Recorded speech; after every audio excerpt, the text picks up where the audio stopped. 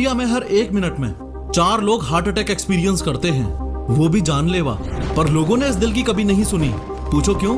क्योंकि इन लोगों का एज ग्रुप 30 साल से 50 साल का था। वो चुनौती है heart attack. Heart attack, heart attack, the heart attacks, heart attack, अचानक हार्ट अटैक। हार्ट अटैक की खबरें परेशान कर रही हैं। सोशल मीडिया से लेकर गली मोहल्ले हर जगह ये चर्चा का मुद्दा बन चुका है। महीना 2 महीना पहले तक 40-45 साल के लोगों के हार्ट अटैक की खबरें आ रही थी, मगर अब 20-25 साल के लोगों को हार्ट अटैक हो रहा है। कभी राह चलते, कभी शादी में डांस करते, कभी जिम में तो कभी क्रिकेट खेलते हार्ट अटैक। मेरठ में एक युवा को रात में टहलते हुए हार्ट अटैक आ जाता है। लखनऊ में एक दुल्हन अपनी ही शादी में हार्ट अटैक से मर जाती है। स्कूल में प्रेयर के दौरान 23 साल के टीचर की हार्ट अटैक से मौत हो जाती है।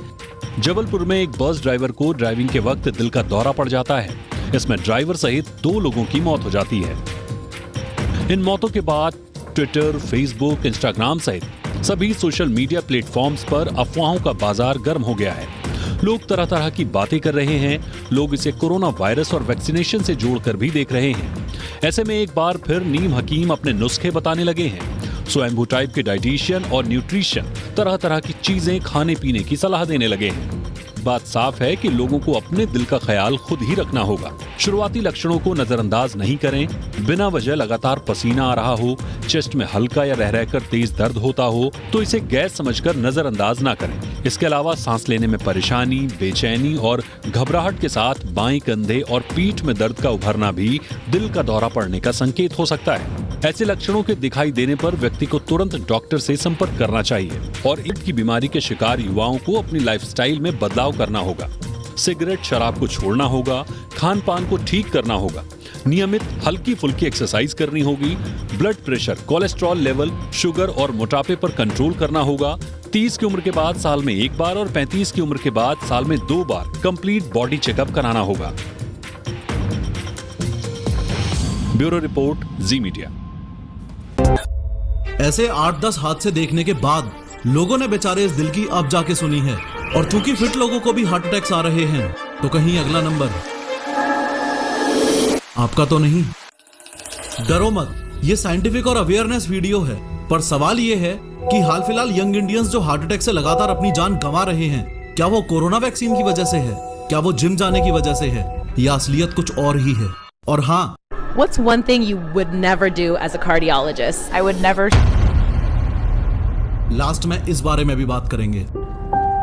सबसे पहले मेडिकल 3D एनिमेशन से समझो कि हार्ट अटैक होने पर एग्जैक्टली कौन सी नस में क्या हो रहा है। देखो, ये आपका हार्ट यानी दिल है और इसका काम है न्यूट्रिएंट्स और ऑक्सीजन रिच ब्लड को पूरी बॉडी में सप्लाई करना। और सप्लाई कैसे करेगा? इस तरीके से ब्लड को पंप करके। ये कुछ ऐसा ही है जैसे आपके घर में लगी हुई वाटर मोटर पानी को पंप करके ऊपर टंकियों में चढ़ाती है। खैर, आपके हार्ट का ये left ventricle main pumping chamber है। जब ये ऐसे कॉन्ट्रैक्ट करता है यानी पिचकता है तो ब्लड इस एओर्टा से होता हुआ आपकी बॉडी में चला जाता है। ये एओर्टा और कुछ नहीं, बस लार्ज आर्टरी है। आसान भाषा में कहूँ तो आपके दिल से जुड़ा हुआ एक पाइप है जो आपकी बॉडी में खून भेजता है। मुद्दे की बात यह है कि एओर्टा से कनेक्टेड हैं ये कोरोनरी आर्टरीज जो वापस आपके हार्ट से जुड़ी हुई हैं और आपके दिल ने जस्ट अभी जो ब्लड पंप किया था वो ही न्यूट्रिएंट्स और ऑक्सीजन रिच ब्लड वापस इन कोरोनरी आर्टरीज से आपके हार्ट तक पहुंचेगा और आपके हार्ट मसल्स को हेल्प करेगा ना फंक्शन करने में। अरे, घर में जो मोटर लगी है वो तो भाई बिजली से चल रही है और पानी को टंकी में भेज रही है, लेकिन हार्ट तो बिजली से नहीं चलेगा। तो इसके पंपिंग मैकेनिज्म को मेंटेन करने के लिए ये ऑक्सीजन और nutrients rich blood in coronary arteries के थ्रू वापस हार्ट की मसल्स को मिल जाता है ताकि दिल धड़कता रहे।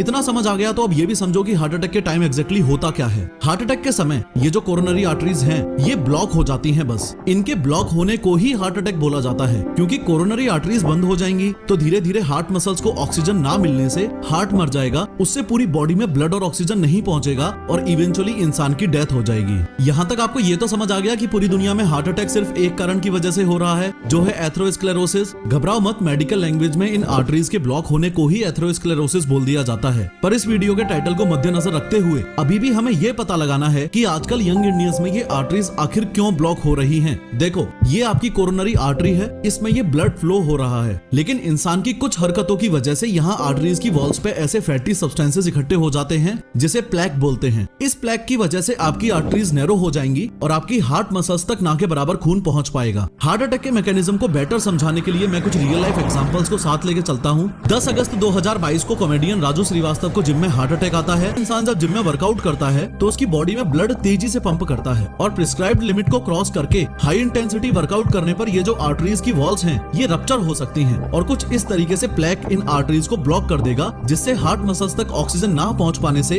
हार्ट बीट करना बंद कर देगा। तो क्या इसका मतलब ये हुआ कि आप जोर लगा के एक्सरसाइज करोगे तो आपकी आर्टरीज भी रप्चर हो जाएंगी और आपको भी हार्ट अटैक आएगा? नो। तो क्या इसका मतलब ये हुआ कि ऋतिक रोशन और जॉन अब्राहम का ट्रेनर क्रिस ग्रेथिन जब कहता है कि लास्ट रैप में अपनी पूरी जान डाल दो तो वो गलत है? No. And so I would train to absolute failure, meaning that I couldn't do one more rep, even if my life depended on it, around 50 reps. Milkha Singh और दारा सिंह को अपना आइडल मान के आप एक्सट्रीम लेवल पर एक्सरसाइज मत करो और छुई मुई की तरह 5-5 के डंबल मार के जिम से वापस आ जाओ। नो। सुनो, ध्यान से समझो इधर हो क्या रहा है। हाल फिलहाल में जितने भी सेलिब्रिटीज हार्ट अटैक से मरे हैं उनके बारे में हमको बस ये पता है कि वो जिम में थे, एक्सरसाइज कर रहे थे और हार्ट अटैक आ गया। लेकिन क्या हमें ये पता है कि उनके नंबर्स क्या थे, उनका ब्लड प्रेशर क्या था, उनका ब्लड शुगर लेवल क्या था, उनका लिपिड प्रोफाइल क्या था? Obviously not. तो इसका समाधान ये है कि जिम ज्वाइन करने से पहले आपको अपने हार्ट की कंडीशन पता होनी चाहिए। लास्ट बस अब हमको ये समझना है कि यंग इंडियंस में कोरोनरी आर्टरी में ये जो फैटी सब्सटेंसेस और कोलेस्ट्रॉल यानी प्लेक इकट्ठा हो रहा है इसको कैसे रोकें। अगर इसका समाधान मिल जाए तो हार्ट अटैक की टेंशन खत्म। खैर देखो, डॉक्टर्स का कहना है कि कोरोनरी आर्टरीज में इस प्लेक के पीछे 3 चीजों का हाथ है। मेरी टेबल पे रखी ये तीनों चीजें आप देख रहे हो। न्यूट्रिशनल लैंग्वेज में इनको 3 व्हाइट पॉइजन्स बोला जाता है और टेंशन की बात यह है कि ये हमारी ईटिंग हैबिट्स का अहम हिस्सा बन चुकी हैं। और ये तीनों चीजें हैं सॉल्ट यानी नमक, रिफाइंड शुगर यानी चीनी और तीसरे नंबर पे है मैदा। एक स्टडी सजेस्ट करती है कि किसी भी कंडीशन में एक इंसान को एक दिन में 5 ग्राम से ज्यादा नमक नहीं खाना चाहिए। लेकिन बैड न्यूज ये है कि रिपोर्ट्स के अनुसार इंडियंस ऑन एन एवरेज एक दिन में 11 ग्राम सॉल्ट खा रहे हैं, जो कि प्रिस्क्राइब्ड लिमिट के दुगने से भी ज्यादा है। सिमिलरली प्रोफेशनल सजेस्ट करते हैं कि किसी भी कंडीशन में एक इंसान को एक दिन में 30 ग्राम से ज्यादा चीनी नहीं खानी चाहिए। हाँ, 30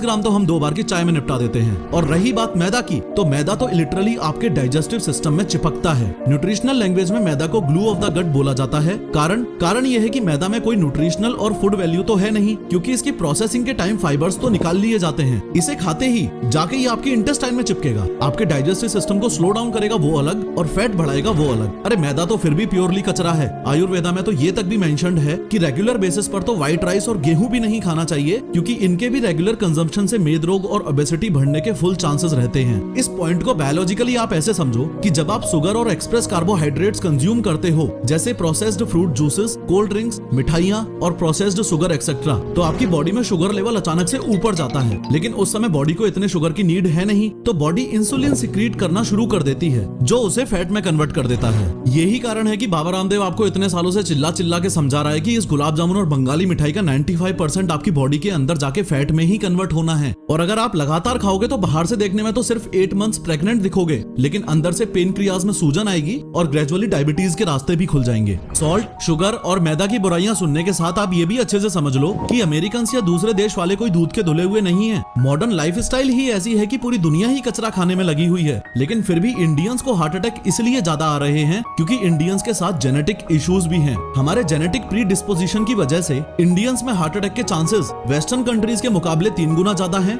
जापानीज के मुकाबले 6 गुना ज्यादा हैं और चाइनीज के मुकाबले 20 गुना ज्यादा हैं। कहने का तात्पर्य ये है कि हम ऑलरेडी एक लोडेड गन है और उसको stressful life, smoking, alcohol, improper sleep, नमक, चीनी और मैदा वाली वेस्टर्न लाइफस्टाइल के साथ कंबाइन किया जाए तो दिल पे गोली चलेगी ही चलेगी। रही बात कोरोना वैक्सीन की, तो कई स्टडीज में ये बात सामने आई है कि जिन जिन लोगों को mRNA वैक्सीन लगी थी उनमें से काफियों में हार्ट इश्यूज नोटिस किए गए हैं। लेकिन ऐसे हार्ट इश्यूज जो बहुत रेयर एंड माइन्यूट हैं और कंप्लीटली रिकवरेबल हैं, जिन्हें मेडिकल लैंग्वेज में मायोकार्डाइटिस बोलते हैं। कोरोना वैक्सीन लगने से किसी को हार्ट अटैक तक आ जाए, ऐसे केसेस सामने नहीं आए हैं। लेकिन अगर आप मुझसे पर्सनली पूछते हो कि मैं इस बात पर कितना भरोसा करूंगा, तो मेरा आंसर है रत्ती भर भी नहीं। ये $बिलियन मेडिकल इंडस्ट्री के ड्रग माफियाज आपके सामने वही रिपोर्ट्स और स्टडीज पुट करवाएंगे जिनसे इनको नुकसान ना पहुंचे। फाइनली आप समझ चुके हो कि हार्ट अटैक से बचने के लिए ये 6 रियली इंपॉर्टेंट बातें आपको ध्यान रखनी है। लेकिन इन सबसे ज्यादा जरूरी है ये 7वीं बात। कान खोल के सुनो, हार्ट एक्सपर्ट्स क्या बोल रहे हैं। What's one thing you would never do as a cardiologist? I would never smoke. I would never smoke anything. I would never smoke. I would never smoke. smoke. It's the worst thing you can possibly do for yourself. खैर reports बताती हैं कि heart attack के पहले 1 घंटे में 30% लोगों की जान चली जाती है और 8 से 10 मिनट के अंदर ब्रेन में परमानेंट डैमेज तक हो सकता है। लेकिन ये दोनों ही चीजें रोकी जा सकती हैं अगर आपको ये पता है कि सीपीआर कैसे देते हैं। इनफैक्ट सीपीआर देते वक्त कई बार तो रिब्स भी टूट जाती हैं और डॉक्टर्स ये भी कहते हैं कि रिब्स टूट भी जाएं तो भी सीपीआर चालू ही रखना है।